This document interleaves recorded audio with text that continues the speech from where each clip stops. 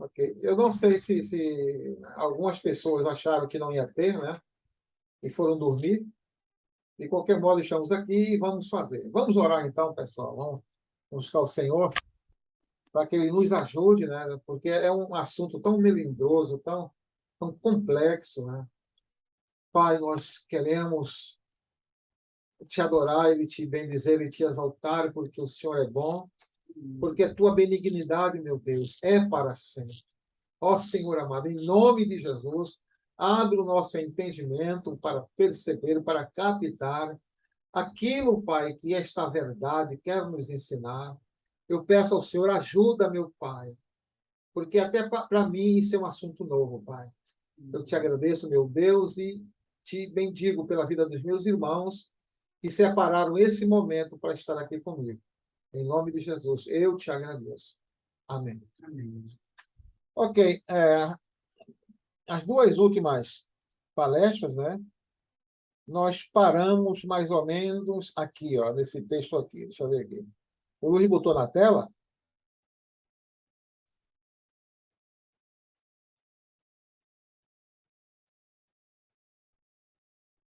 Muito bem. Nós paramos aqui, né? As doenças mentais e emocionais são uma opressão diabólica para tirar o homem do propósito de Deus. Quando se fala em doença mental, logo se imagina assim, gente babando, jogando pedra, amarrado em camisa de força. Não, não se trata só disso aí, né? Claro que isso é doença mental, mas num grau muito, sabe, extremo, né? De uma pessoa precisar ser colocada numa camisa de força e internada e tal. Doença mental são tantas coisas que a gente não faz nem ideia do que pode ser uma doença mental, né? E aquilo, eu vou ver se eu chego lá, porque de qualquer maneira hoje eu termino esse assunto. Completo ou incompleto eu termino, porque para mim ele está demorando um pouco e ele não despertou a atenção que eu esperava que despertasse.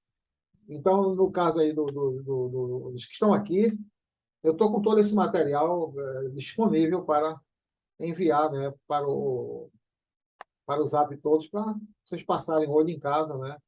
E também estou aberto para consulta, para perguntas, mesmo daqui para frente, que não seja hoje, né?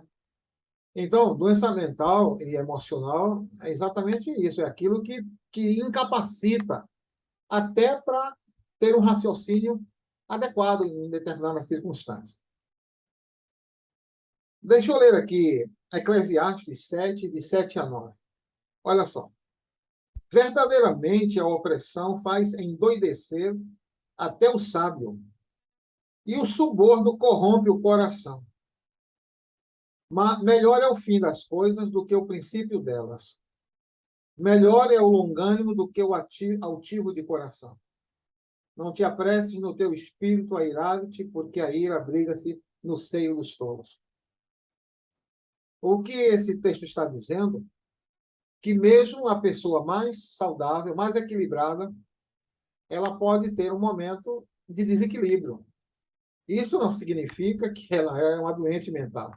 Ela pode ter um momento de desequilíbrio, e todo desequilíbrio é, de certo modo, uma enfermidade, porque ela tira você do senso normal, ela te desequilibra. Então, até isso é, no caso, uma doença temporária, né?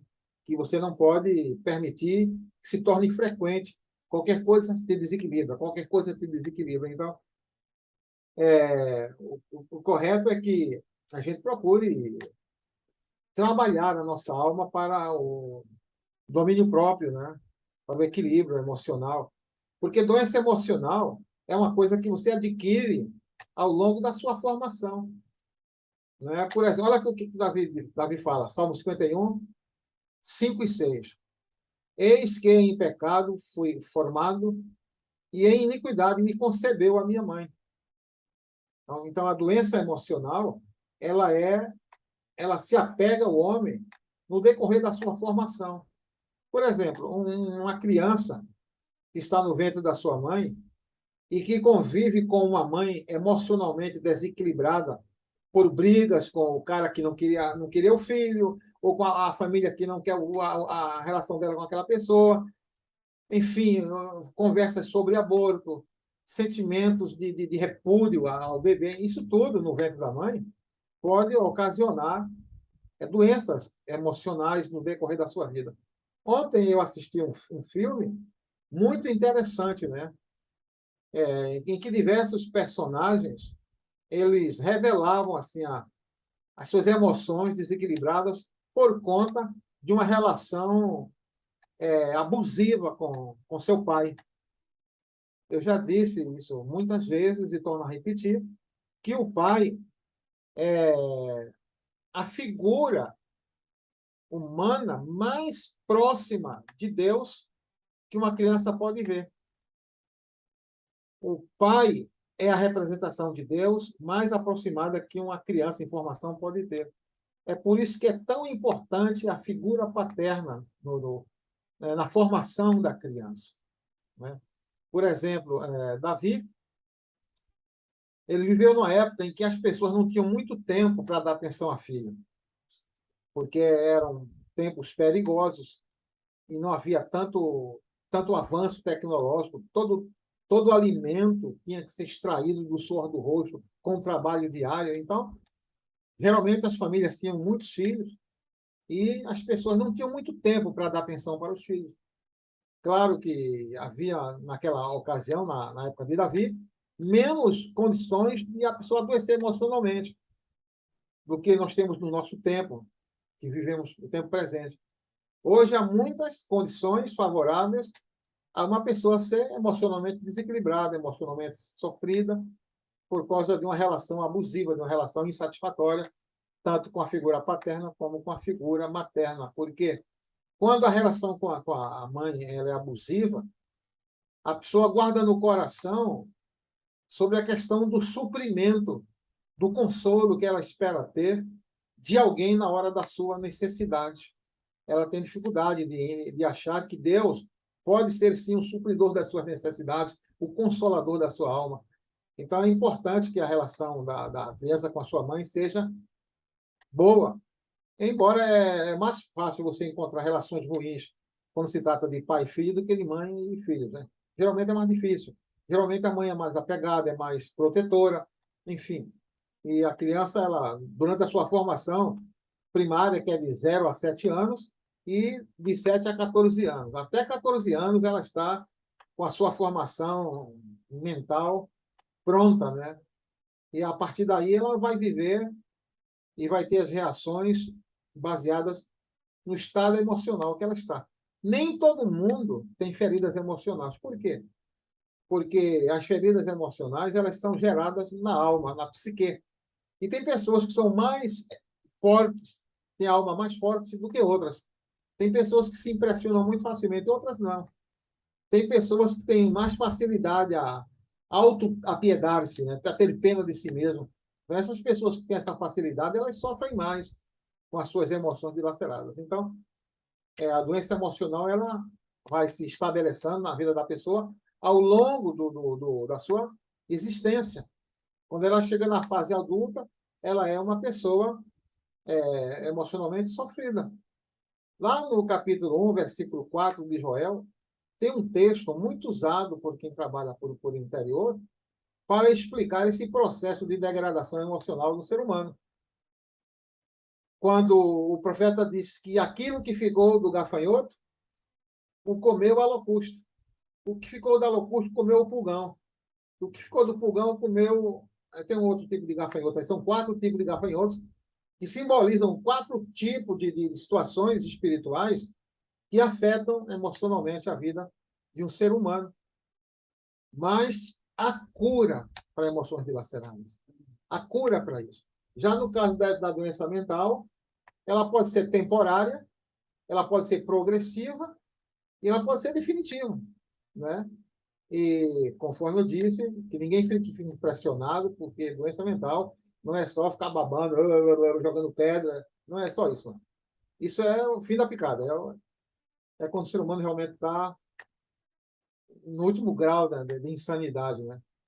Mas a doença mental pode ser até um desequilíbrio entre a inteligência, o QI e o QE, o quociente de inteligência e o quociente emocional da pessoa. Se houver um desencontro nesses dois quocientes, a pessoa pode sim ter algum tipo de desequilíbrio.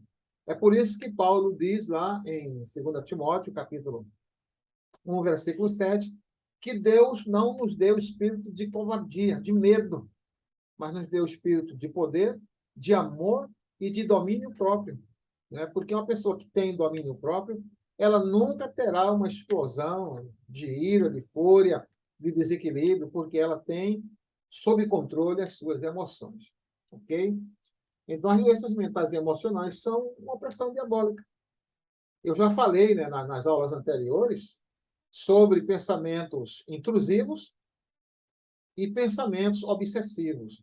Pensamento intrusivo é aquele pensamento que vem sem você esperar e se instala ali, e às vezes ele fica se reproduzindo até se tornar uma obsessão. Eu testemunhei também sobre um rapaz que eu conheci, né, lá na igreja em Rio Largo, que ele já estava partindo para a obsessão. E da obsessão para o internamento é um passo. Né? Então, a gente precisa ter consciência disso. Ninguém pode dizer, eu sou crente, eu nunca vou adoecer, porque isso seria um ato de soberba, que pode trazer prejuízos irreparáveis. Se você entende que você é um ser humano e que, como qualquer pessoa, você pode adoecer, você vai o quê? Se prevenir, porque prevenir é melhor do que remediar. E para você se prevenir, aí tem as instruções que nós vamos passar aqui no próximo tópico, né? Para você, então, colocar isso em prática para manter-se saudável, tanto emocional como mentalmente. Claro que eu já vi cristãos que tiveram problema de obsessão religiosa e que daí elas tiveram que ser internadas para tratamento, porque ela começou com questão de orar muito, jejuar muito, e aquilo acabou virando uma espécie de uma obsessão, que nem ela aproveitou e nem a família, né? Porque ela não tinha o equilíbrio mental para entender que na vida tudo é uma questão de equilíbrio, de bom senso. Tá? Então, verdadeiramente, a opressão faz endoidecer até o sábio. E o suborno corrompe o coração. Isso aqui é interessante, né? Que a gente pode tentar se subornar. Né? O homem pode tentar se subornar para não entender a seriedade da vida debaixo do sol. Né? Como é que eu me suborno? Oferecendo à minha alma distrações para que ela esqueça de que ela precisa ter responsabilidade com a sua própria existência. Quando eu falo de alma, dá a entender que eu estou falando de um indivíduo à parte. Mas é isso mesmo, a alma é um indivíduo à parte que faz parte de nós. Nós somos um espírito que temos uma alma e que habitamos num corpo. Estamos interligados, interdependentes, somos no mesmo espaço, essas três pessoas, que de fato é uma só, mas a alma, a gente tem que tratar ela como um ser à parte. É por isso que Davi dizia, bendize, ó minha alma, o Senhor, e tudo que é em mim bendiga o seu santo nome. Davi se autodisciplinava para obrigar a sua alma a viver uma vida consagrada. Por quê? Porque a carne, os desejos da carne, as necessidades fisiológicas podem levar o homem a subjugar a alma e trazer ela sob sujeição, levando ela a concordar com os pecados da carne. E quando a alma concorda com os pecados da carne, fica o espírito ali oprimido, né, entre duas personalidades dominantes, as necessidades da carne e a conivência da alma que quer se locupletar. Eu costumo dizer que o espírito humano está ligado a Deus pelo novo nascimento. E que ele tem compromisso porque ele veio de Deus, ele vai voltar para Deus. Agora, de que forma ele vai voltar, a gente precisa ver isso aí. Como é que vamos fazer para que o nosso espírito volte para Deus completo, né? Com a nossa alma e nosso corpo no mesmo nível de equilíbrio. Lá em 1 Tessalonicenses, capítulo 5, versículo 23, se eu não estiver enganado, Paulo diz assim, que todo o vosso espírito, alma e corpo estejam. Eu não lembro bem agora, se alguém tiver uma Bíblia, aí veja rapidamente, 1 Tessalonicenses 5, 23, que é para a gente ler esse texto, é tão importante para você entender que, a despeito de nós sermos um, nós também somos três. Né? Somos três. Temos o corpo com as suas necessidades, com as suas diretrizes, da natureza pecaminosa, da natureza caída. Temos a alma, que quer se satisfazer, ela quer se encontrar. E temos o espírito. Então, 1 Tessalonicenses 5:23 diz o seguinte, ele é Luiz, 5:23. 5:23. Que todo o vosso espírito, alma, o mesmo Deus da paz, vos santifique em tudo, e vosso espírito, alma e corpo sejam conservados íntegros e irrepreensíveis na vida do Senhor Jesus Cristo. Olha só que coisa maravilhosa. Deixa eu ler aqui para vocês de novo. Eu não sei se vocês ouviram, mas o Luiz leu. O mesmo Deus da paz vos santifique em tudo, e o vosso espírito, alma e corpo sejam conservados íntegros. Vocês observem que o verbo está no plural. Então, nós somos um, sim, mas somos três também. São três entidades aqui. Espírito, alma e corpo. Sejam conservados, o quê? Íntegros e irrepreensíveis na vinda de nosso Senhor Jesus Cristo. Amém? Amém. Então, é importante a gente entender isso. E a gente, às vezes, a nossa carne tenta subornar a nossa alma para ser condescendente com as suas necessidades. Porque, por exemplo, comer é uma necessidade legítima? É. Mas você não pode fazer da comida uma prioridade quando você entende que precisa jejuar. Eu já andei dando uma mensagem para a igreja esses dias sobre a questão do jejum ser um estatuto perpétuo, não apenas para o povo de Israel, mas para a igreja. A maior parte das religiões praticam o jejum porque isso é uma crença muito antiga. O jejum, ele subjuga a alma, para que a alma, ao invés de fazer o que ela quer, ela faça o que é correto. Entendeu? Porque isso é o ideal, que você não faça o que você quer, mas você faça o que é correto. E desse modo você vai manter a sua emoção e a sua inteligência em perfeito equilíbrio. Ok? Então, melhor é o fim das coisas do que o começo. Adianta você ter sido um ótimo cristão há 10 anos atrás, se agora você está vivendo uma vida morna, sem, sabe, sem prazer e sem gosto. Não adianta. Não é aquela questão de reavivar o primeiro amor. Então, melhor é o final de tudo. Então, você vai trabalhar a sua vida toda para que sua alma, seu espírito, seu corpo estejam em pleno equilíbrio, para que você entre no reino do Senhor exatamente do jeito que ele quer, saudável. Tá bom? Então,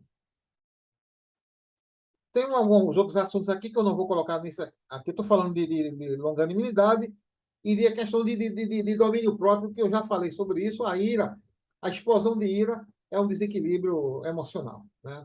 Tem a ver com domínio próprio, né? Então, primeiro passo para combater uma doença é ter consciência dela. Se eu acho que esse assunto não me diz respeito, porque eu sou absolutamente saudável, eu preciso rever esse pensamento. Porque se eu sou saudável, tenho que trabalhar para continuar sendo assim, né?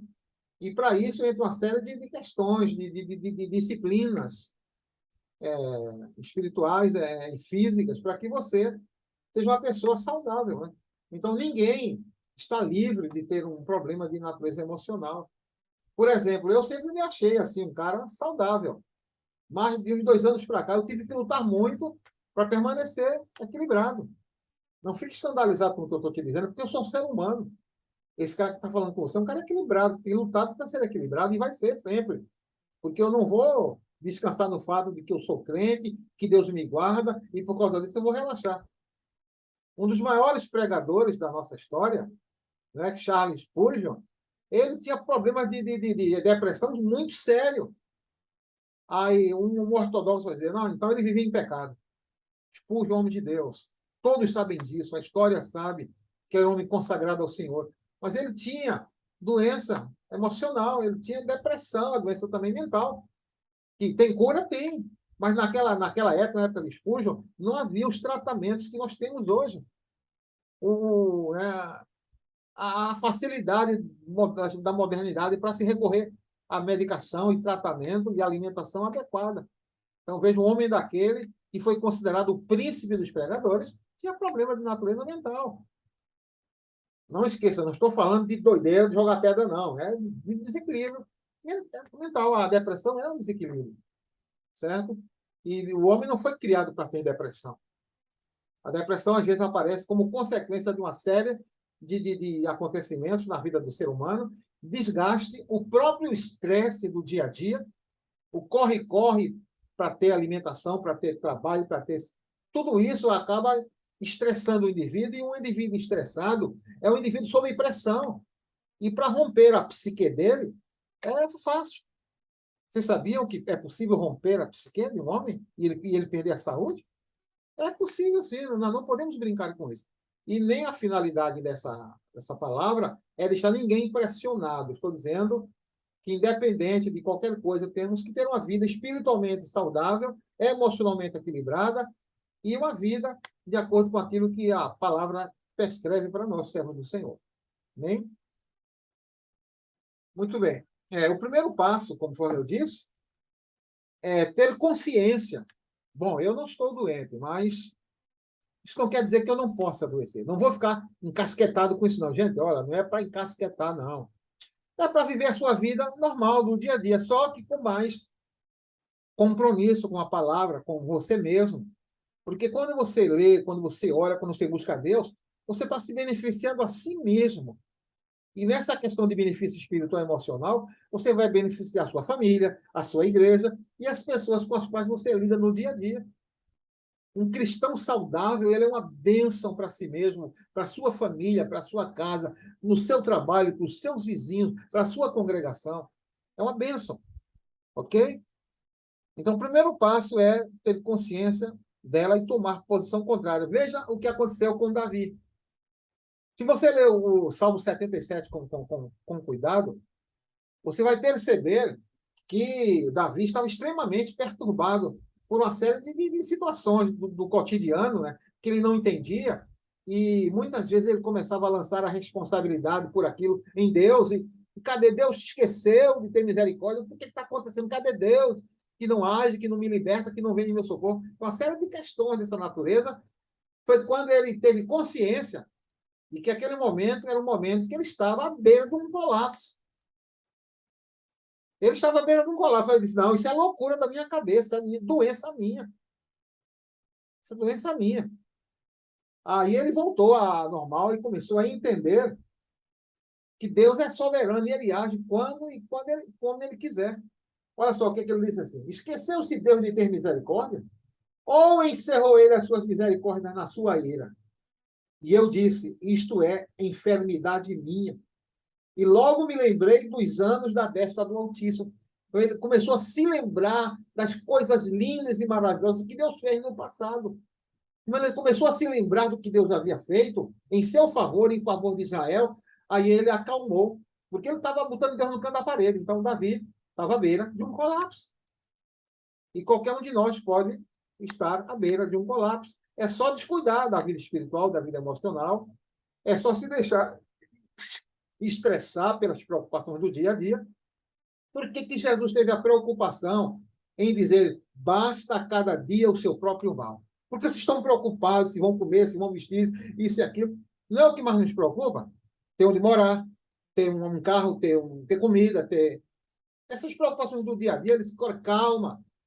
Deus cuida dos passarinhos e eles não dão um prego para ter tudo de mão beijada. É Deus quem cuida. Os lírios do campo se vestem como nem mesmo Salomão, o homem mais poderoso do seu tempo, foi capaz. Então, Deus cuida. Calma, calma. Bota o pezinho no freio aí. Não deixa que tua alma chegue à beira de um colapso nervoso por causa de preocupação. Amém? Então, é bom você lembrar das coisas que Deus tem feito por você e pelos seus irmãos. Para pensar. Sua vida está apertada, tem gente passando mais aperto que você. Isso não é o fim do mundo, não. A cruz mais pesada quem levou foi Jesus. Amém? Agora, cuidados que um cristão deve ter com a sua alma. corpo e espírito. E também um assunto importante que vamos tratar é o mega exercício do perdão.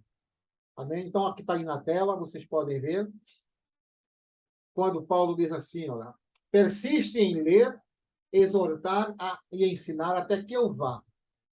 A princípio, ele está dando essa instrução para um líder, para Timóteo, né?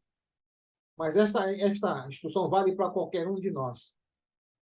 Porque você não vai se encher de conhecimento bíblico só para você, né? Persiste em ler, se encher de conhecimento bíblico, exortar. Você se enche de conhecimento para poder aconselhar outras pessoas, para ensinar outras pessoas, até que a gente vai embora daqui desse mundo. Medita estas coisas, ocupa-te nelas, para que o teu aproveitamento seja manifesto a todos.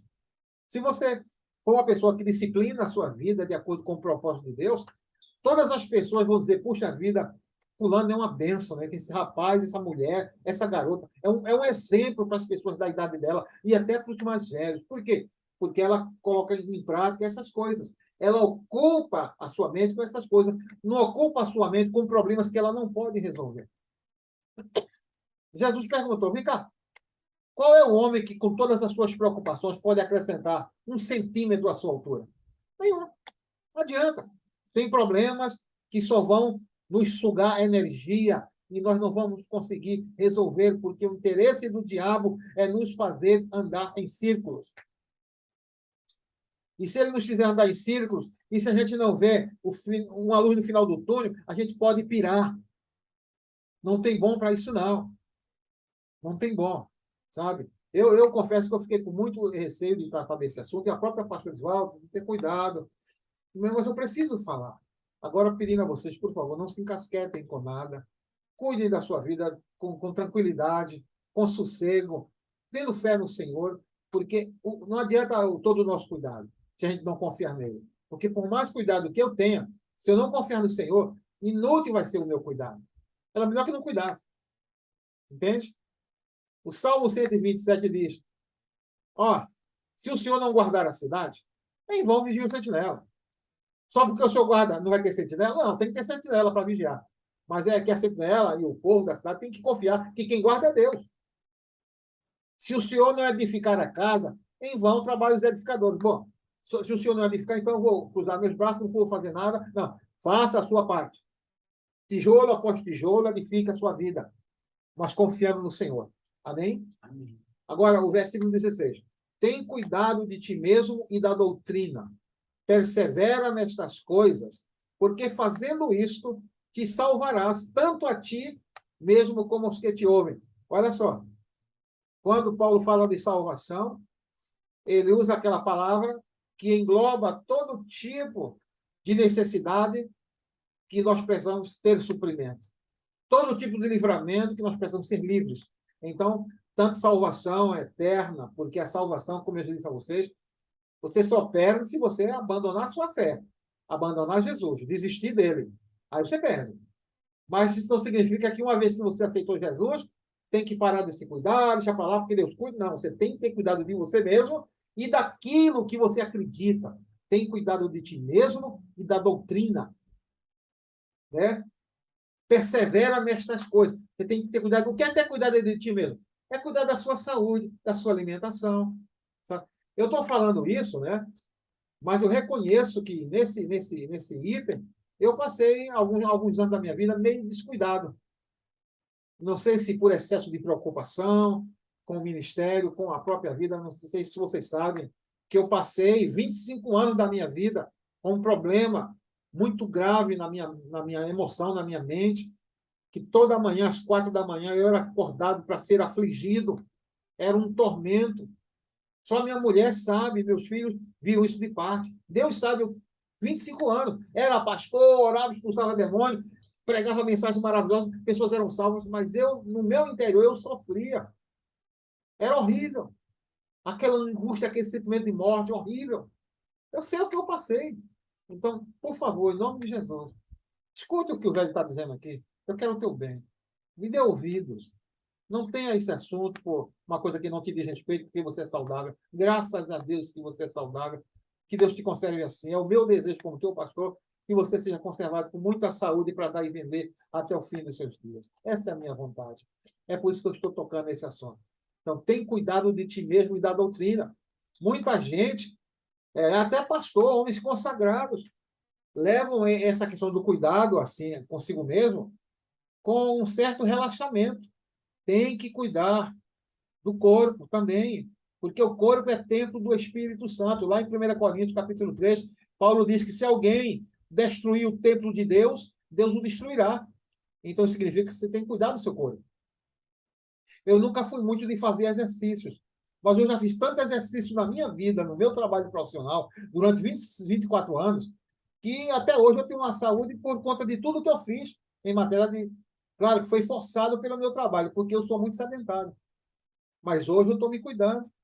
Estou me cuidando porque eu quero viver até 96 anos. Entendeu? E quero estar aqui, ó, bom da minha cabeça para ajudar meus irmãozinhos. Quero ser que alguém olha, não, o meu pastor está velhinho, mas tem uma sabedoria de Deus. Vou lá falar com ele. Vamos chegar lá. Entendeu? Esse meu grande desejo como pastor. Que o mesmo velho aposentado, porque um dia eu vou ser jubilado. Eu vou estar tão velho a ponto de nem poder ir para a igreja todo dia. Mas que alguém, olha, eu estou querendo um conselho, vou procurar meu pastor, porque ele é velho, é carcomido, mas é um homem sábio e tal, cheio do Espírito. Vou lá falar com o meu pastor. Então é isso que eu quero ser para você, uma bênção. Tá? Então, veja bem, tem cuidado de ti mesmo e da doutrina. O que é ter cuidado de si mesmo? Já falei, a boa alimentação, vitaminas, né? E a questão daquilo que você aprende. Olha, tenha cuidado com a internet. Tem muita gente famosa aí pregando mentira, pregando inverdade, e desviando pessoas. Eu tenho um exemplo disso na nossa congregação. Eu tive gente muito amada, que eu amava muito, que ficou ouvindo pregador de internet e desviou e se afastou da igreja, maltratou a gente que tanto amava ela. Entende? Eu tive essas experiências. Não estou falando isso porque eu estou ressentido com a pessoa, não. Eu fico triste por ela, porque ela desprezou uma coisa tão boa que era a nossa relação de pastor, ovelha, de amigo, de amizade, mas tudo bem. E a vida continua, eu continuo orando por essas pessoas, né? Sempre que lembro delas, para Deus abençoar. Mas o fato é que a gente precisa ter cuidado com o que a gente aprende. Então, ter cuidado da doutrina. Doutrina é o quê? O ensino dos apóstolos, o ensino de Cristo, o ensino da Bíblia. Persevera nestas coisas, porque fazendo isto te salvarás tanto a ti mesmo como aos que te ouvem. Vamos para o próximo item. Primeiro, cuide do seu cérebro com vitaminas, boa alimentação e sono. Eu sei que vocês não têm dificuldade em dormir, né? Então, aproveitem. Se deitou para dormir, então durmam bem mesmo, sabe? E alimente seu espírito com vida devocional. Olha só a importância disso, gente. Alimentar seu espírito com vida devocional. Você precisa separar, nem que seja 10 minutos por dia, para orar e ler um versículo da Bíblia. Todo dia, isso é sério. E aumentar esse tempo à medida que você se habitua, porque isso é um exercício. Eu diria que a tua alma, como a minha, não gosta das coisas de Deus. Às vezes gosta, outras vezes não gosta. Tem dia que está afim de ir para a igreja, tem dia que não está. Sabe como é instável a nossa alma, né? Ela é cheia de enxeriques, né? Tem dia que ela está afim de ir para a igreja. Mas vamos saber por que ela ir para a igreja. Porque quer ver os amigos. Porque quer cantar uma música bonita, quer ouvir uma boa mensagem. Entendeu? Mas é só isso. Ouve a mensagem, vai para casa e esqueceu do que ouviu. Não vale a pena. Então, alimente seu espírito com vida devocional. Medite na palavra. A palavra meletal significa recitar. O que é recitar? Ficar repetindo em voz alta. Debater, encontrar um irmão, assim, que nem o Rui, que gosta para ficar discutindo se está certo, se está errado. Né? Buscar entender o que o original quer dizer. Meditar significa imaginar. Você lê um texto, fica imaginando, fica pedindo, buscando inspiração para entender. E ouvir com frequência.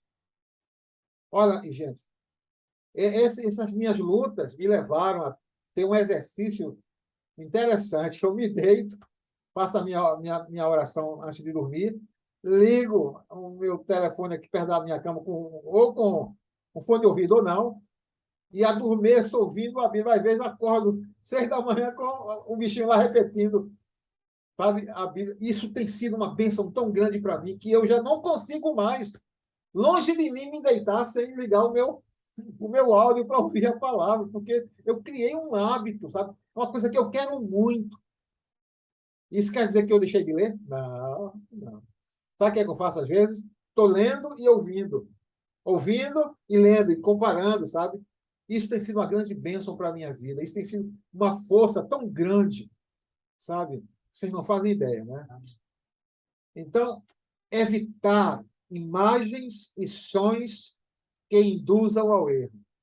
Olha, quem lida com a internet é um lugar, é terra de ninguém. Tem coisa boa aí, gente. Tem coisa tão boa na internet, sabe? Mas, por outro lado, tem coisas tão ruins que, se você não souber fazer uma divisão daquilo que te convém e daquilo que não te convém, você vai ser arrastado para um abismo sem fim. Viu? Então, evite imagens e sonhos que induzam ao erro. Você sabia que a sua memória pode ser ativada por um som? Você sabia que a sua memória pode ser ativada por uma imagem? Sua memória pode ser ativada por um cheiro. E quando a memória é ativada, ela traz à tona muitas coisas que a gente queria esquecer.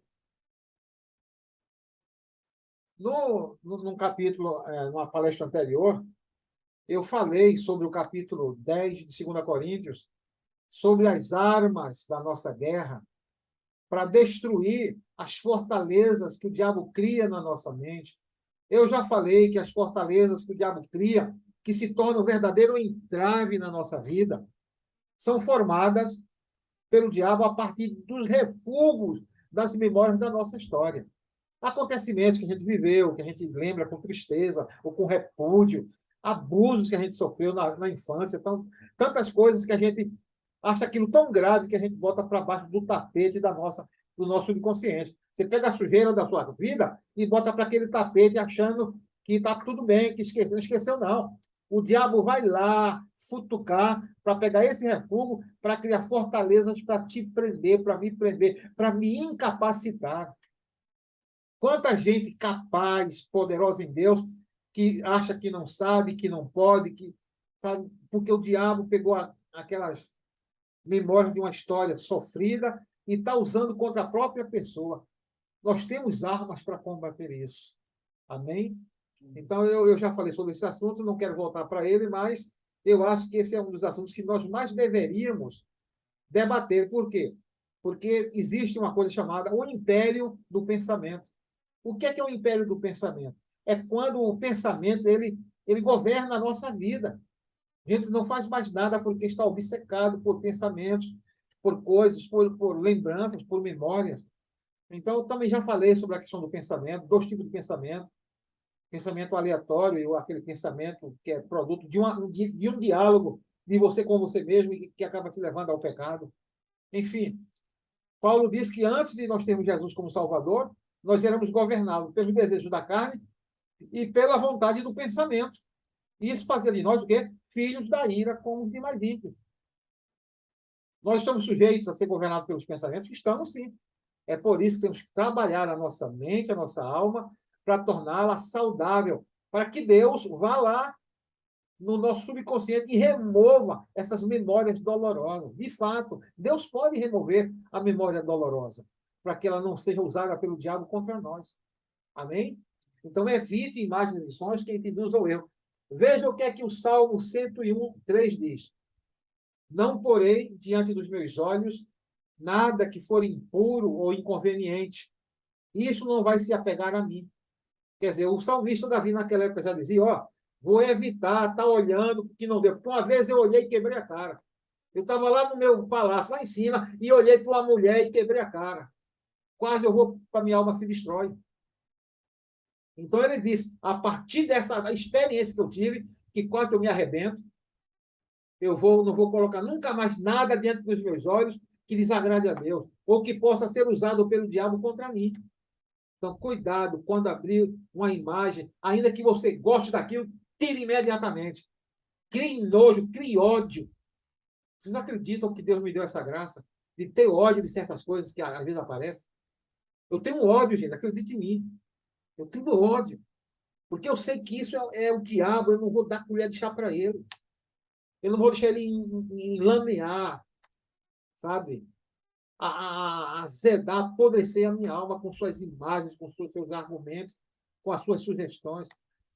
Isso é uma luta constante para nos manter saudáveis. Agora, isso, ó, sem desespero, sem estresse, calmamente, dia após dia. O mundo não foi feito num dia só. Você não se tornará uma pessoa altamente saudável do dia para a noite. Isso é uma questão de exercício que pode levar a vida toda. É por isso que tem que ser um exercício constante. E o quinto é viva sem estresse. Né? Viva sem estresse. O sexto, o que é viver sem estresse? É não fazer de coisas que você não pode resolver um problema. Digamos que você tem um assunto para resolver que você não consegue. Depende de outras pessoas, depende do milagre. Então, se você não consegue resolver, entrega para o Senhor e vai orar. E vai adorar ao Senhor. Então, viva sem estresse. Procure. Isso é fácil. Pastor, que eu vivo sem estresse? Nem sempre. Mas tem vezes que eu consigo. Muitas vezes eu consigo. Talvez a maioria eu consiga. Porque, como eu sou um ser humano, eu estou sempre sujeito a reviver as mesmas situações.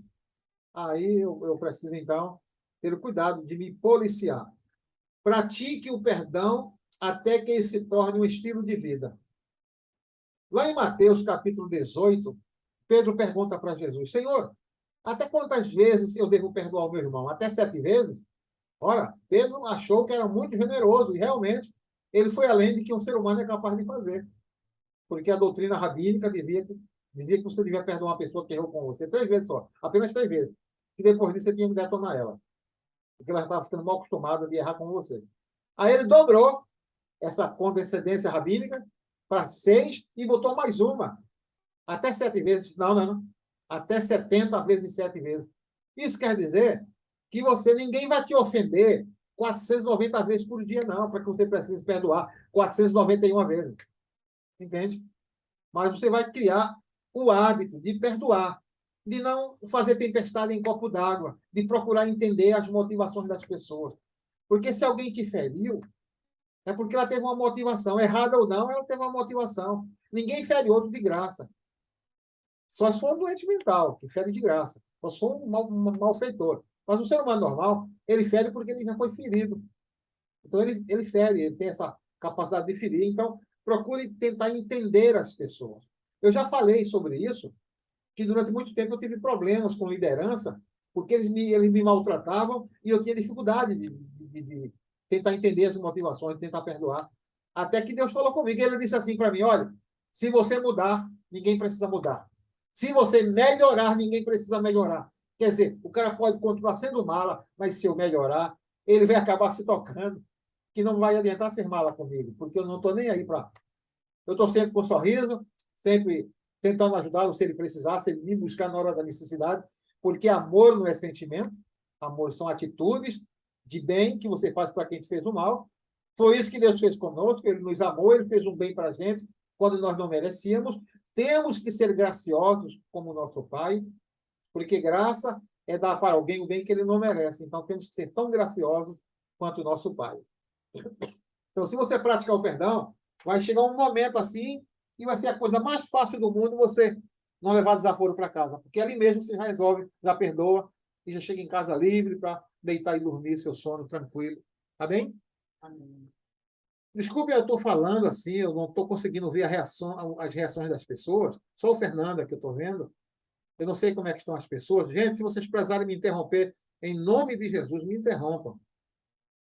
Por favor, me ajudem, me interrompam se precisar. Viu? Eu quero saber se o que eu estou falando está sendo útil para você. Se você está aqui porque você acha que é útil. Então, me ajude. Amém?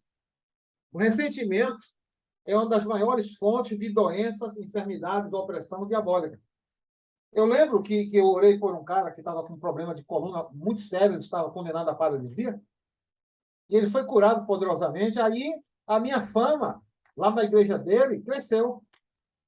Ele é membro da El Shaddai, então, lá entre algumas pessoas da El Shaddai, até o pastor Múcio, até pessoas, mandava gente para falar comigo. Algumas vezes o pastor Múcio mandou. O irmão, esqueço o nome dele agora, o que é tio da Karine, né? Tio, marido da tia da Karine. Esteve lá comigo, porque pressão, foi indicado pelo pastor. Eu só tive contato com o pastor Múcio quando eu fui para a questão do noivado da Melina, né? Foi ali que eu tive o primeiro contato com o pastor Múcio, né? Gente muito boa. Viu? Então, esse rapaz chegou a senhora da Bahia com um problema de coluna que não tinha jeito, a mulher sofria demais. Aí, ó, tem um pastor lá no tabuleiro, assim, assim. Aí foi, ela veio. Num culto de domingo, ela esteve lá. Ah, eu sou da Bahia, eu sou de senhora. É verdade, vem para cá. Aí comecei a conversar com ela. A pastora Liz, com aquele discernimento que Deus deu a ela, entendeu claramente que a doença dela só tinha um remédio, perdão, porque ela trazia um ressentimento tão grande quanto contra o pastor dela, e depois que ela teve essa crise com o pastor, foi só adoecer. Adoecer porque o ressentimento abriu porta para a doença, e vocês sabem, né, que o ressentimento envelhece os ossos. O próprio Davi falou isso. Vocês lembram? O Salmo 32? Enquanto eu me calei, envelheceram os meus ossos. Por causa do quê? Do meu bramido, do meu ressentimento, do remoer da dor. Entendeu? Isso é sério. E a mulher foi. Eu nem precisei ministrar na mulher. Aquela administração dos ossos, que Deus sempre me usou para curar pessoas, nem precisou, porque quando a pastora falou, levou ela a perdoar o pastor, a mulher saiu curada, cheia de gozo. Entendeu? O ressentimento é uma doença muito séria. Ela é pior do que a ofensa que a pessoa sofreu. Porque a ofensa foi uma vez só, mas o ressentimento multiplica a doença. A ofensa. Todos os dias. Toda vez que você se lembra, ela te machuca. Então, o ressentimento é pior do que a ofensa que você sofreu. Perdoe, esqueça, peça graça a Deus, peça força, Ele vai te dar. Viu? Então, o ressentimento é uma opressão diabólica. Mateus capítulo 5, versículos 26 e 21, 25 e 26 fala do ressentimento como uma coisa que conduz à enfermidade, quando ele diz assim, ó, procura conciliar-te com o teu adversário enquanto estás a caminho com ele, para que ele não te entregue ao tribunal e o tribunal te lance na prisão e dali tu não sairás enquanto não pagares o último centavo. O ressentimento é uma prisão que você só sai quando você paga o que você deve e você deve perdão às pessoas que te ofenderam. Eu devo perdão. Nós precisamos pedir a Deus saúde para não sermos pessoas melindrosas que se ofendem por besteira, qualquer coisa ofende. Você passa pela pessoa, às vezes está preocupado, passa por ela, não fala. Ah, o Fernando passou por mim, nem falou comigo. Esse Fernando. Não, sabe o que é? Isso é doença. Passou, isso é doença, sim. Isso é doença mental. Não é nada que vai levar você a apedrejar alguém, mas é doença. Tem que se livrar disso aí. Porque a emoção ferida te leva à doença. Porque quando isso se torna incurável, toda vez que alguém te ignorou por algum motivo, ou seja, você fica ressentido, então tem que se livrar disso aí. Ressentimento, ele é pior do que a ofensa. Amém? O perdão é a maior fonte de paz e saúde espiritual, mental e emocional. Você já pensou que você precisa se perdoar? É verdade. Às vezes, comigo já aconteceu, eu conheço diversas pessoas que fizeram coisas erradas que nunca se perdoaram. Sabem que Deus perdoa, mas elas não conseguem se perdoar. Elas atribuem tanta gravidade ao problema que ela não consegue se perdoar. Isso não é só doença emocional, não. Isso é doença mesmo, isso é coisa da mente. Você criou uma ideia de que nem Deus te perdoando está resolvido o problema. O que é isso? Onde é que o seu perdão é maior do que o perdão de Deus? Então, precisa se perdoar. Que você fez uma coisa errada, confessou para Deus, está perdoado. Aí fica se lamentando, se policiando, se punindo a vida toda por uma coisa que você fez, que já confessou ao Senhor. Não, você precisa aprender a se perdoar. Se tem alguma coisa te incomodando, chega diante do espelho e diz, Jesus, eu fiz assim, assim, mas eu te confessei e o Senhor me perdoou, porque a Bíblia está escrito que aquele que confessa o seu pecado encontrará misericórdia. Eu me perdoo, olha, fulano, você está perdoado, olha, Walter, você não fica se martirizando, você está perdoado. Você está perdoado, eu te perdoo em nome de Jesus. É você falando com você mesmo na frente do espelho, liberando o perdão para ter uma saúde emocional adequada. Amém? Nutrir inimizade com o pecado. Eu acabei de falar sobre ter ódio das coisas que te afastam de Deus. Meu irmão, para mim, foi um dos maiores presentes que eu recebi de Deus. É ter raiva daquilo que me afasta de Deus. Pode crer. Coisas que no passado chamavam, me atraíam minha atenção, hoje me dão repugnância, porque foi Deus quem me abençoou com essa inimizade. Você não tem que ter inimizade com as pessoas, tem que ter inimizade com o diabo, porque é ele quem tenta te levar a pecado contra Deus. Você tem que ter inimizade com a sua natureza para você subjugá-la. E como é tempo de jejum, como eu sei que muita gente está jejuando, não se esqueça, o jejum é uma forma de disciplinar a alma, de dizer, olha, alma, você tem que fazer o certo, não é o que você quer, não. Nem que eu sofra junto com você, mas nós vamos fazer aquilo que é certo. Amém? Então, vamos passar para o próximo item. Eu sei que já está numa hora bem atrasada. Se vocês quiserem que eu pare, porque eu sei que amanhã às 10 horas tem aula. Eu acho que deveria continuar. O que é que vocês acham? Posso continuar? Não quero mais fazer reunião sobre isso. Porque são 3 reuniões e eu não consegui dar tudo que eu queria. Porque o assunto é complexo, é longo. Posso continuar? E os outros? O Fernando concordou. Os outros concordam? Eu quero saber. Apenas falem comigo. Tudo bem, pastor? Eu quero ouvir. Vamos em frente, pastor. Obrigado, Fernando. Johnny. Mais alguém? Alguém mais concorda que eu continue? Continue, pastor. Eu estou Sim, ouvindo. pastor, pode continuar. Obrigado, minhas irmãs. Eu estou aqui. Obrigado mesmo. Vou dar a sopinha do Júlio, mas eu estou ouvindo. Obrigado, querido. Obrigado mesmo. E será que tem mais alguém assistindo aqui? Eu não estou vendo. Pode continuar, pastor. Tá maravilhoso. Tá bom, querido. Obrigado. Transformando o programa mental. É impressionante a semelhança do cérebro humano com o cérebro eletrônico, né? E agora ele está cada dia mais sofisticado, o cérebro eletrônico, com a inteligência artificial, ele está num nível de sofisticação que vai começar a aprender sozinho. Olha só, gente. Uma máquina aprendendo, além daquilo que foi colocado pelo homem, ela aprender sozinha, com a experiência. Veja só que nível que chegou a ciência. É um grande sinal para o final dos tempos. A ciência chegou nesse nível da inteligência artificial competir com a inteligência humana, tirando o emprego dos homens. Inteligência artificial. E ela vai mais além. Daqui a pouco vamos ter a CG. Então, é incrível a semelhança do cérebro eletrônico com o cérebro humano. E o cérebro humano, ele tem a capacidade de aprender, de se adaptar. É por isso que esses exercícios que eu dei no item anterior são tão importantes para você. Depois eu posso mandar para quem quiser, para você não esquecer de se autoprogramar.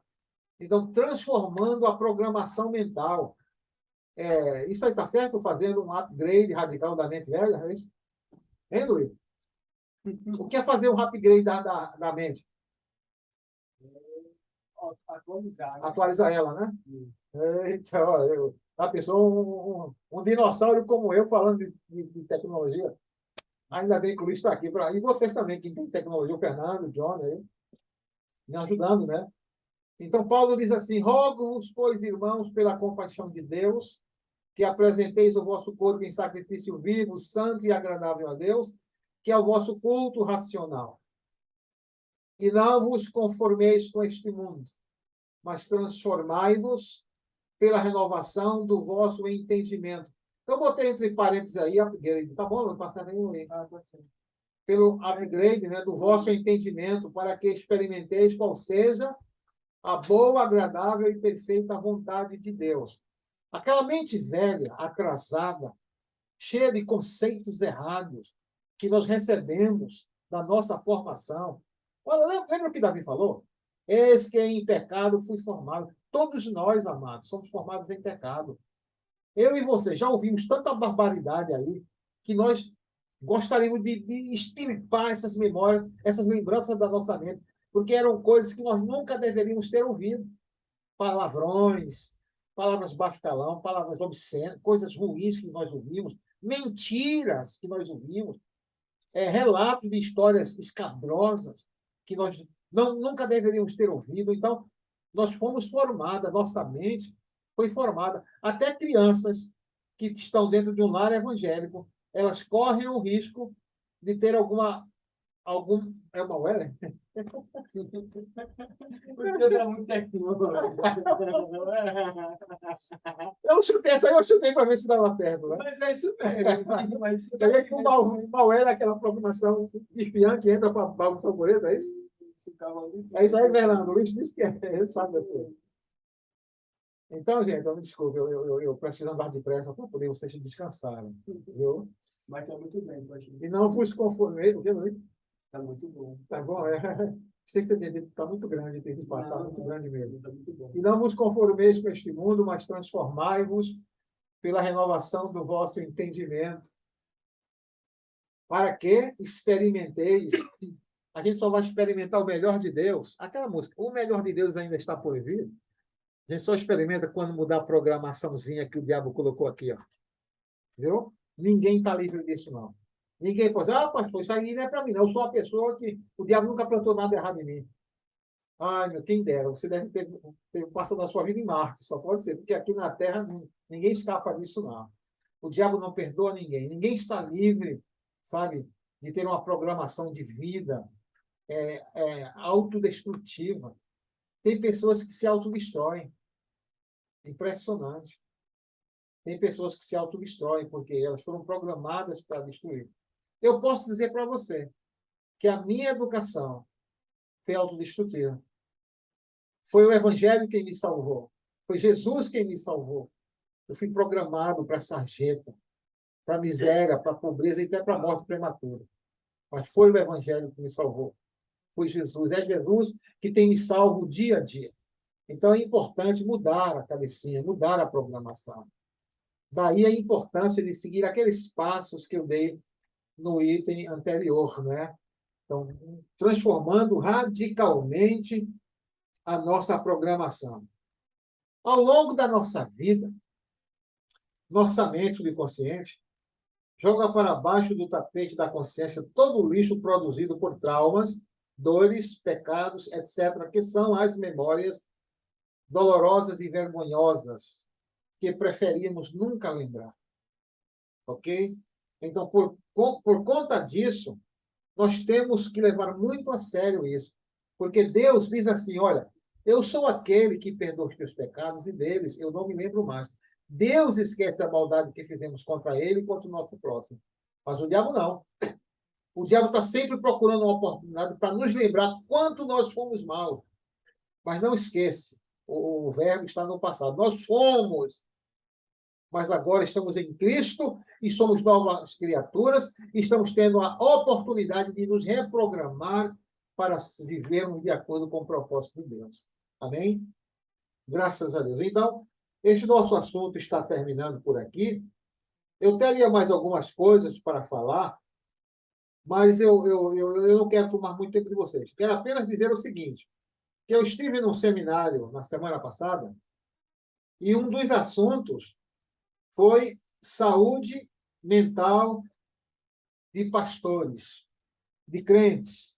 E eu vou dar aqui para vocês o resultado de uma estatística de um instituto de pesquisa, o Instituto Schaefer. O Instituto Schaefer fez uma importante pesquisa sobre pastores e líderes. E concluiu que, presta atenção, 70% dos pastores lutam constantemente contra a depressão e a crise de ansiedade e crise de pânico. 70% dos pastores lutam constantemente contra depressão, crise de ansiedade e crise de pânico. 70% de homens que deveriam ser um modelo de saúde. Vou me desviar. Que absurdo esse crente. Ser crente.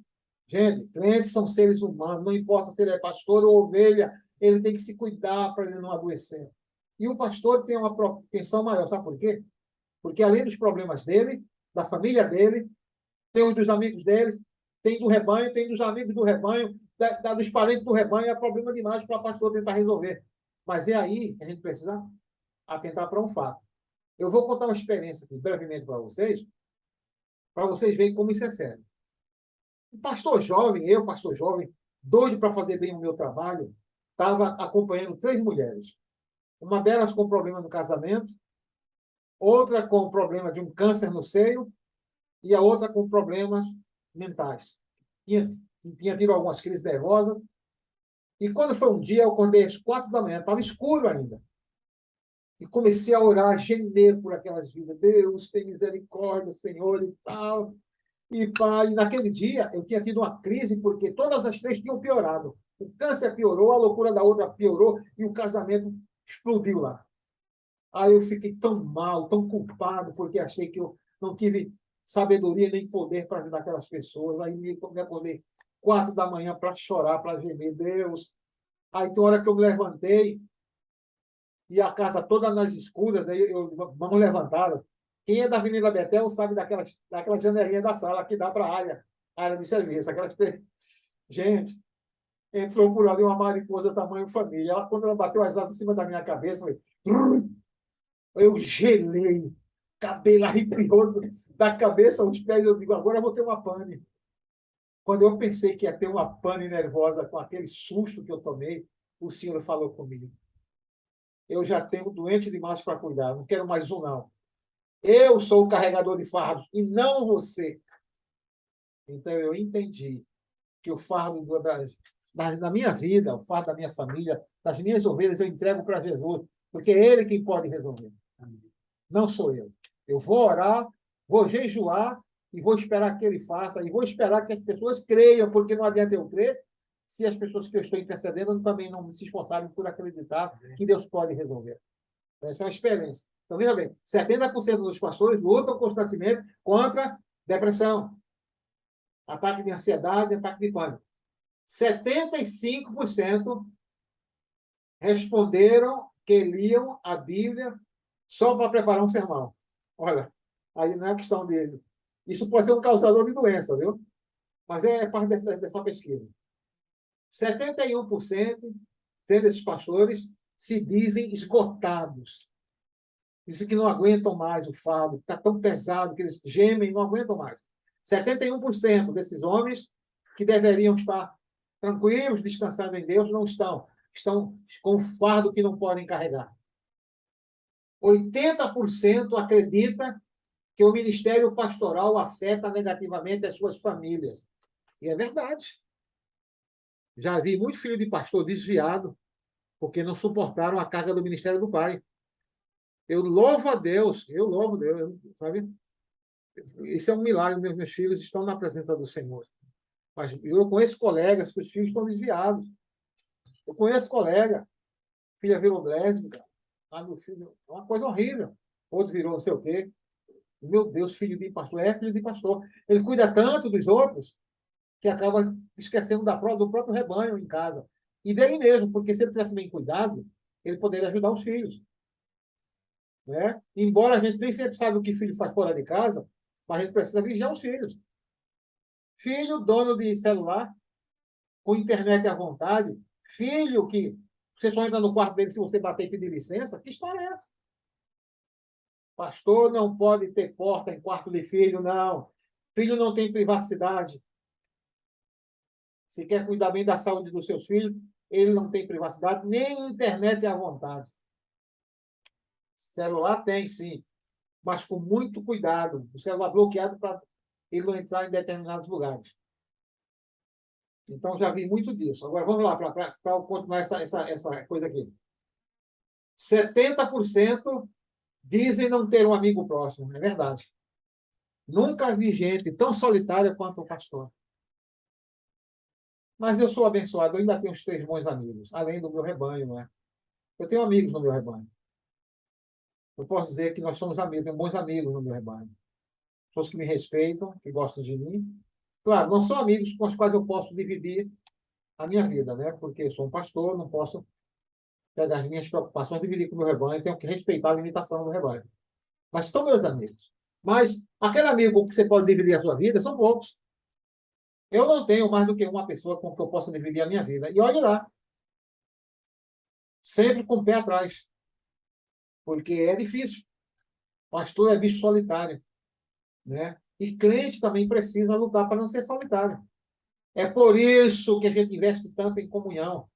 Santa Ceia, com comida, com muita bagunça, e os irmãos comendo e rindo e contando piada. Eu acho lindo quando eu chego no meio dos rapazes da nossa igreja, que eles contaram alguma piada, alguma coisa engraçada e estão rindo um do outro. Eu acho isso o máximo. Eles nunca deixam de fazer isso. Encontrar motivo para brincar, para rir das coisas do dia a dia. Isso traz saúde emocional e mental. 76% dos pastores, agora, essa me afetou. 76% dos pastores estão acima do peso ou obesos. Aí eles dizem, não estamos cuidando da nossa vida emocional e familiar. Espera aí. Alguns podem não estar, mas graças a Deus eu estou procurando cuidar da minha saúde. Eu estou fazendo uma força, está difícil, mas eu estou tentando cuidar da minha saúde emocional, da minha saúde mental. E ainda hoje, né, eu estou lutando para ser uma bênção para minha família, né? Espero que os meus filhos não esqueçam dos meus esforços por ser um pai maravilhoso. Mesmo agora, quando eles são responsáveis pelo seu futuro, pelos filhos dele, ainda mesmo assim, eu me sinto responsável pela minha família. Amém? Então, eu quero parar por aí e quero dar apenas mais uma outra coisa. Semana passada, eu estive nesse seminário e agora me mandaram um outro evento chamado Blitz pela Vida. Você não está só. É uma blitz para cuidar da saúde emocional e mental da igreja. Eu não sei se dá para ver aqui. Ó. Eu tirei uma foto, mas eu vou procurar baixar depois isso aqui e dar esse espaço para você ter em seu poder. Né? Então, gente, a despeito de um assunto ser meio melindroso, né? Eu reconheço, né? Porque ninguém quer admitir que tem problema, né, de saúde nesse nível, porque quem tem problemas extremos está internado. E quem não tem, está por aí andando, está cuidando da família, mas vivendo, Deus sabe lá como, né? Com quantas dificuldades. Porque, como eu disse, doença mental não é só jogar pedra e usar camisa de força, não. Por exemplo, eu tenho aqui um último assunto, eu já vou aproveitar a liberdade que vocês me deram, eu acho que vale a pena eu falar para não deixar isso fora da nossa pauta. Conforme eu disse, a saúde mental depende de cuidados contínuos. Vitaminas, alimentação, lazer. Viu? Não esqueça não que crente também precisa se divertir. Sair com os amigos, jogar bola, levar a turminha para o cinema, assistir filme bom, né, que não tenham imagens que vão te prejudicar, para dar boas risadas, para alugar eu, sei lá, fazer uma coletânea de filmes do Charlie Chaplin, né, do cinema mudo, para dar risada com aquele cara. Rever os filmes do Chaves, né, que ainda hoje nos fazem dar boas risadas. Então, crente precisa de lazer. Desliga um pouquinho do corre-corre. Vai ter um pouquinho de lazer. Vai ler um bom livro, um romance. Vai se divertir um pouquinho também, porque você não é de ferro. O próprio Jesus reconhecia que o corre-corre dos seus discípulos devia ter um certo cuidado, tanto que em algum momento eles tiravam ele à parte para eles comerem e relaxar. Agora, eu não sei como é que eles relaxavam, né? Mas uma coisa eu sei, o nosso Jesus gostava de uma boa piada, uma piada saudável, né? Entre elas, aquela dizia, vocês dois aí, os seus filhos do trovão, vocês só fazem barulho, vocês não são de nada. Para de querer destruir os samaritanos com fogo, porque vocês não têm esse tipo de espírito. Então, é importante, né? Então, olha só. Eu já tratei dessa questão da opressão, que faz endoidecer, né? E agora a questão da saúde emocional. A saúde emocional, isso requereria um estudo contínuo. Nós tínhamos, antigamente, um culto de cura interior, que foi suprimido por falta de gente doente. Né? Infelizmente, acabou, as pessoas estavam saradas, sabia? A gente não ia ficar martelando naquilo, mas parou, daí vieram outras pessoas, a gente perdeu o hábito de fazer esse culto de cura interior. E agora, para fazer, com esse corre-corre da vida, né? Para você ir a 3 cultos por semana é uma novela, né? Imagine botar mais uma atividade. Eu fiz essa atividade, mas até com um peso no coração, achando que estou violando o sono de vocês, mas eu já vou terminar. Então, saúde emocional vem pelo exercício do conhecimento. Eis que amas a verdade no íntimo, e no oculto me fazes conhecer a sabedoria. Você precisa saber em que pé está a sua saúde, meu irmão. Examina, faz perguntas. Lembra de quando Jesus Cristo disse que no meio deles tinha um traidor? 11 deles ficou tão triste, Meu Deus, será que sou eu? Porque eles sabiam que eles tinham o potencial de falhar com Jesus. Todo ser humano normal sabe que tem potencial para errar. Então eles perguntaram para Jesus: Senhor, será que sou eu? Porventura sou eu? Disse, não, é aquele que eu der o bocado molhado. Então, nós temos que ter essa preocupação. Deus, eu estou andando de acordo com a tua vontade. Como é que está a minha vida? Revela, fala comigo, mostra através de um sonho, mostra através da palavra, mostra através de um estudo como é que está a minha situação emocional, mental. Como é que eu estou me relacionando com os irmãos? Eu estou me ofendendo com qualquer bobagem? Como é que pode isso? Entendeu? E, infelizmente, todo santo dia a gente tem notícia de um irmãozinho que tentou tirar sua vida por alguma razão, né? Então, por conta disso, vamos cuidar da nossa vida e também cuidar para que a gente possa vigiar os irmãos, para abençoá-los, né? Com oração, com uma palavra de conforto, sabe? É tão importante isso, sabe? Você, de vez em quando, lembrar do irmão, dizer, não, eu mandei versículo para você porque eu estava orando por você, sabe? Vamos cultivar uma vida de oração mútua e de jejum, jejum.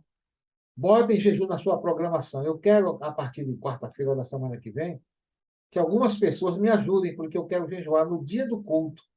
Eu estou jejuando todos os dias, mas eu quero jejuar especificamente pelo culto de quarta-feira, porque eu acabei de falar com vocês sobre uma mudança que eu pretendo fazer, sobre uma repaginação do nosso culto de quarta-feira. Aguardem, porque eu sei que vai ser bênção, porque eu tenho encontrado eco no coração de algumas pessoas. Amém? Que Deus abençoe a todos. Agora, por favor, me falem alguma coisa sobre esse assunto antes que eu vá para casa dormir. Eu estou na casa do Lui, né? Por favor, eu quero que o nosso número não é muito grande, então que cada um dê uma palavra, dê um feedback sincero do fundo do seu coração, até que ponto serviu para você saber dessas coisas. Fala comigo agora, antes que a gente termine aqui. Lamento porque algumas outras pessoas não estavam presentes. Eu fico triste com isso, mas tudo bem. Boa noite, pastor. Boa noite, John. Achei o assunto muito pertinente, né? E o ponto que eu achei aí culminante foi a questão do perdão próprio, né? Muitas pessoas não têm a capacidade de se auto-perdoar, né? E eu acho que a frase aí que me impactou foi: o seu perdão é maior do que o de Jesus. Isso para mim valeu a noite, né? Valeu o ingresso, né? Como a gente Amém, fala. amém, amém, meu amado. Amém. Porque a gente acha que o nosso perdão é maior do que o de Jesus, né? Uma vez que ele já nos perdoou, a gente precisa nos perdoar também, né? Amém. Se auto-perdoar, né? Muito importante. E eu percebo que a igreja, eu falo assim, lógico, não é por todos, mas eu percebo que pessoas que ainda não conhecem muito da graça de Jesus, elas têm dificuldade, né, de se auto-perdoar, né? É bonito, é romântico, mas isso prejudica muito a saúde, né, mental e a saúde espiritual também da pessoa. Ela precisa entender o quanto antes sobre essa questão da graça e perdão do Senhor. Então, eu acho que esse assunto foi muito pertinente e eu até agradeço pelo Senhor estar compartilhando conosco isso. Muito obrigado, viu? Amém, meu. Muito obrigado a você, João. Eu particularmente faço minhas as palavras do Johnny, pastor. Para mim também foi muito bom.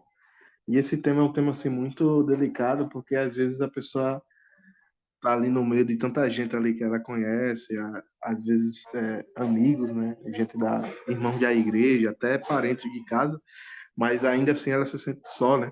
Não percebe que às vezes ela pode chegar junto de uma pessoa ou outra para conversar, desabafar. E esses momentos assim como esse agora que teve esse curso que o senhor ministrou, de repente pode servir para que as pessoas percebam que elas não estão sozinhas, né? Que isso que não é porque a pessoa é crente, vai para uma igreja e vive uma vida cristã que ela não, que ela tá blindada de passar por esse tipo de situação. Que na realidade não, na realidade é totalmente o oposto. Muita gente ela acredita que por estar numa igreja ela se torna uma pessoa assim autoimune a esses tipos de problemas. E na realidade não, e a realidade não é essa, né? Então, eu achei assim muito apropriado mesmo esse momento que a gente passou, pastor, e realmente eu gostei bastante. Obrigado, Fernando. Valeu. Mais alguém? Eu quero mais ouvir os outros.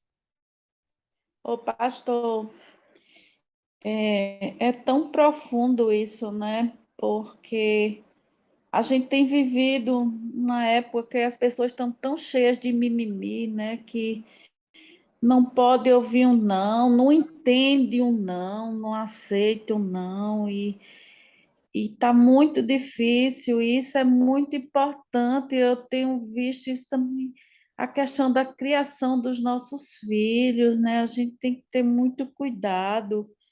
Muitas crianças já com problemas terríveis, assistindo, não é só porque elas assistem programas, jogos, né, que tem, mas essa semana eu recebi uma pessoa, a Tereza, não sei se vocês se lembram, que de vez em quando vai comigo para a igreja. A sobrinha dela teve um problema sério e retomou, que ela fica cortando, se cortando, né? E tomando remédio para ficar com sono, sei lá. É uma coisa tão séria, sabe? E isso tudo tem sido por pais, né? Por pessoas e principalmente, como o Fernando falou tão bem, os crentes que acham que estão imunes, né? E isso é muito sério. A gente criar os nossos filhos, não deixar que os filhos, né, comandem, mas que a gente tenha autoridade, porque até o fato de ir para a igreja, a maioria das crianças, né, muitos adultos não querem. Então, a gente precisa, né, nossos filhos, a gente tem que ensinar a importância de estar na igreja, no culto. Tem essa história, eu não quero, não vou, e bate o pezinho e não vai. Você é o pai e a mãe, você tem que ter autoridade sobre eles. Isso é um assunto que eu estou vendo que é muito, mas muito sério, mais do que a gente imagina, né? A gente está ouvindo aqui um comecinho, mas isso não é o todo. A gente tem que se aprofundar mais, e entender mais e viver isso, porque se você não está bem, você não vai cuidar de pessoas, né? E começar na sua casa. Então, é muito sério, eu tô gostando demais, despertou muitas coisas que a gente pensa que sabe, mas a gente ainda não sabe o todo, e a gente precisa entender, e a ajuda que o senhor está trazendo também da ciência sobre isso, né? E porque a Bíblia fala de tudo, ela ensina tudo, e a ciência está nisso, né? A ciência é o próprio Deus, Deus é o dono do conhecimento, é o tesouro do conhecimento, então É isso mesmo. tem trazido o que a gente precisa também. A gente pode, hoje em dia tem tanto acesso, né, a conhecimento. O senhor mesmo passou um vídeo de um psicólogo, um psiquiatra, não me lembro se é psiquiatra ou psicólogo, ensinando coisas, né? E ali, de graça, a gente pode ir lá ouvir e aprender. Então, a gente tem que usar a mão disso e gastar tempo com isso, porque isso vai nos poupar tempos futuros de preocupação, de sofrimento, né? Então, a gente precisa se cuidar, porque a igreja é um todo, é o corpo de Cristo, então todos precisam estar bem. Não existe esse Deus sozinho está bem, tem que estar todo mundo bem. Então, a gente tem que se Amém. cuidar, É isso mesmo. a gente tem que se cuidar. Sabe, pastor, muito obrigado mesmo. É coisa de Deus, viu? Porque a gente está precisando. Amém, gente. Amém. Amém. Muito obrigado aí pelo feedback de vocês, pela força, né, pelo Oi, encorajamento. pastor. Oi, Melina. Eu queria agradecer ao senhor, né, por esse tempo de instrução. É bom a gente lembrar, nesse corre-corre, nesse dia a dia, na rotina, que às vezes a gente fica anestesiado, né, com tanto a fazer, com tanta rotina, com tanta atribuição, né, com Uhum. preocupação. E é bom a gente lembrar que somos seres humanos, né? Somos frágeis, todos somos passíveis de adoecer emocionalmente, né? E é bom lembrar que a gente precisa estar atento a isso e buscando ao Senhor fortalecimento, né? Para evitar de adoecer, tanto emocionalmente, espiritualmente, né? Fisicamente, né? Que essas doenças das emoções, né, da alma, também refletem, né, no corpo, como o senhor falou, questão da obesidade, né? E Uhum. às vezes a gente esquece, né, que precisa cuidar do corpo, de se alimentar, né, direito. Às vezes não é nem só a obesidade, mas magreza, né, excessiva. Uhum. É não quer verdade. não quer se alimentar direito, corre e se alimenta mal, né? E a gente tem que cuidar de todos os aspectos, né? É verdade. De todas as camadas, né? Que nós temos, corpo, alma e espírito. Ô, meu amado, obrigado por tudo. Gente, olha, vocês me animam, viu? Vocês me encorajam. E eu espero que outros assistam, né, depois pela internet, pelo YouTube. Eu espero que beneficie de nós, porque eu sei que tem pessoas que gostariam de estar aqui por algum motivo, não estão, né? Mas estão aí, a gravação que o Luiz fez.